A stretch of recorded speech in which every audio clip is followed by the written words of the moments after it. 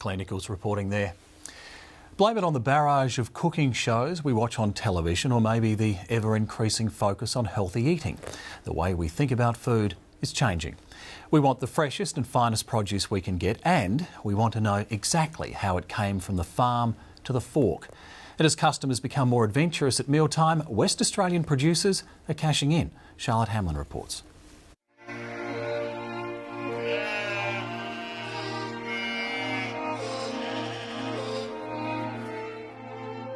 Welcome to Bruce and Jane Wilde's family farm in Nannup, where the sheep roam freely, grazing on the lush pastures and drinking from natural springs. It's here where the Wildes produce their prize-winning sheep milk cheeses that are sold at markets in both the southwest and Perth. Yeah, you do get quite a few people come in and say they're cheesies and love cheese. Bruce and Jane's customers' tastes have refined in recent years, and the number of cheesies filing past their stalls has increased significantly. We go back 8 years with first markets. We actually had people walking past our stall holding their noses because it was sheep's cheese. Yep. So we don't really get that very often now. You get the occasional one, but not very often now. People are getting a lot more aware of different products. Most people that go to farmers markets are looking for a quality product, a healthy product. Sheep milk is between 5 and 8 times more digestible than cow's milk. Sheep milk is also cholesterol reducing.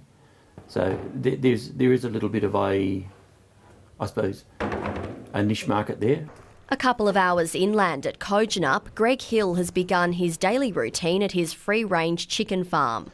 Smile, an everlasting smile. It's a one-man business, and Greg, who's known by many in the southwest as the Chicken Man, says his enterprise has grown beyond what he'd ever anticipated.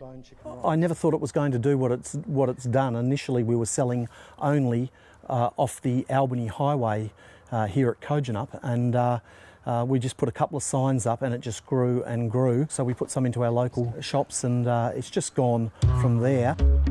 It's here in Perth's trendy upmarket restaurants where this local produce makes top dollar. Hey, hi Sam, how you doing? Yeah, good. I've got your lime for you. Oh, lovely. Perth chefs say there's a new demand emerging for things that are a little bit quirky. Jackie Baker sells finger limes, also known as citrus caviar, to several top-end restaurants and gourmet food shops in Perth. They're actually tiny, tiny, tiny fruit with vesicles which pop when you eat them.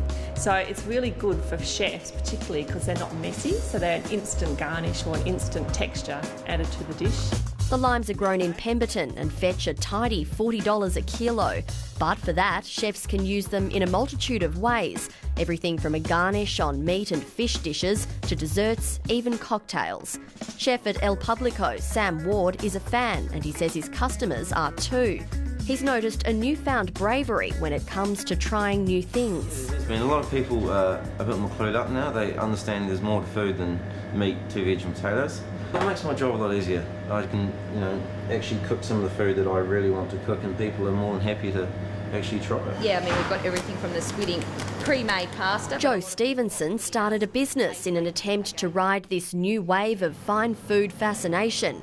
Her deli, the Black Truffle, opened in North Fremantle 4 months ago. I think people see the average Joe on the street, on these television programs cooking up a storm, and you're like, I can plate up like that, and all of a sudden everyone thinks they're an absolute guru in the kitchen. While business is booming, Jo says the unforeseen part of the challenge has been the need to study every product she stocks. I guess it's the farm to fork philosophy. People want to know that where it's come from, how it's made, what's in it, is it natural flavouring or not natural flavouring. I mean, we get questioned on every single thing that we sell here, whether it's something that I get in pre-packaged or something that we're producing here in our kitchen. The questions are non-stop. And customers are willing to pay big bucks. So this one here is a Wagyu Bresaola. Bresaola is basically the most luxurious air-dried meat on the market. What are they willing to pay for that?